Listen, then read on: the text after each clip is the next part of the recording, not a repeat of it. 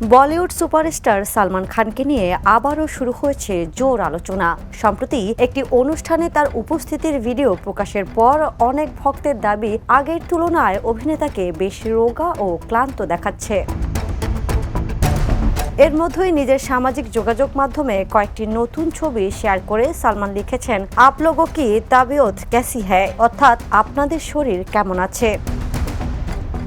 তবে এই ছোট্ট বার্তাও ভক্তদের মধ্যে নতুন আলোচনার জন্ম দিয়েছে। পোস্টের মন্তব্যে একজন লিখেছেন, ভাই আমি নিজেই বুড়ো হয়ে যাচ্ছি, তোমার বুড়ো হওয়ার জন্য অপেক্ষা করছি। আরেকজনের মন্তব্য, স্যার আমি ভালো নেই, আপনি ঠিক আছেন তো বস। কেউ আবার লিখেছেন, আপনাকে দেখার পর এখন ঠিক আছি।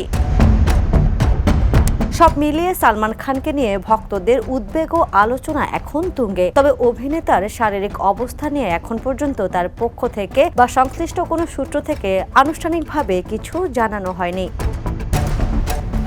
তবে আপাতত সব আলোচনা সীমাবদ্ধ রয়েছে ভক্তদের অনুমান আর সামাজিক যোগাযোগ মাধ্যমের প্রতিক্রিয়াতেই। বিনোদন ডেস্ক, দ্য নিউজ।